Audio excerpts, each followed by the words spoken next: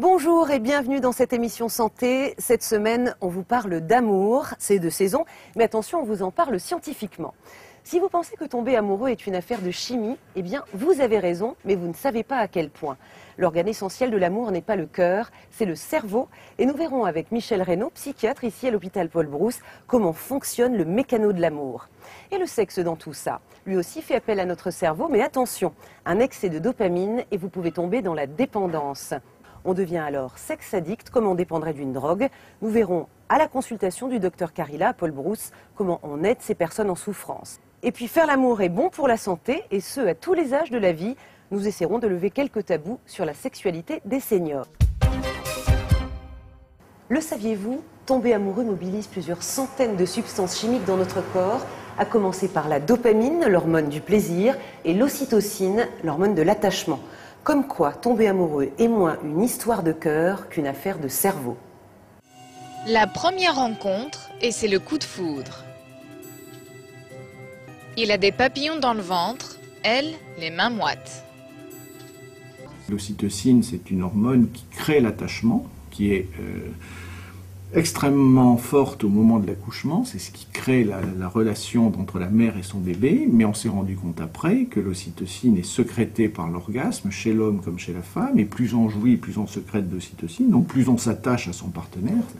L'odeur est aussi un facteur important en amour. Avec l'image de l'heureux élu, l'odeur affecte une autre partie du cerveau, l'hippocampe, le siège de la mémoire.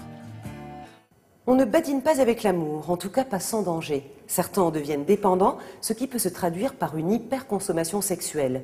Une souffrance qui entraîne la honte et que l'on cache. Certains viennent en parler ici, à l'hôpital Paul Brousse. Cet homme pousse plusieurs fois par mois la porte du docteur Carilla. Depuis des années, il souffre d'addiction sexuelle. Quand je travaillais pour une société, je ne pouvais pas m'empêcher d'aller aux toilettes, par exemple pour me masturber. Et le soir, dès l'instant où je sortais, hop, je repartais dans mes délires de consommation sexuelle. J'arrivais à me concentrer au niveau de mon travail, mais il y avait une partie de mon cerveau qui restait enclenchée par rapport à la consommation sexuelle. Téléphone rose, internet, boîte échangiste ou prostitution. Au début, cet homme avait la sensation de vivre une vie pleine. J'aurais pu m'acheter une belle voiture avec, hein ? Mais la dépendance sexuelle ne coûte pas seulement de l'argent, elle est d'abord source de grandes souffrances. Et parfois le recours aux antidépresseurs qui permettent d'en sortir, car l'addiction sexuelle est d'abord une maladie, pas une perversion. On peut pratiquer le rituel amoureux dans un but bien précis, dit le Kama Sutra, guérir une maladie ou résoudre un problème.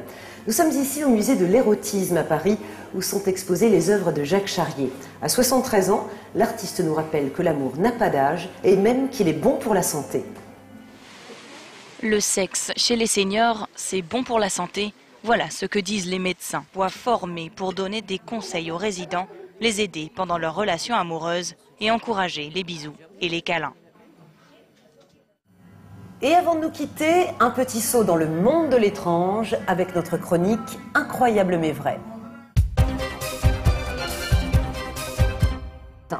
Voilà, c'est la fin de cette émission santé. Pour vos suggestions, vos questions, une seule adresse, santé@france24.com. À la semaine prochaine.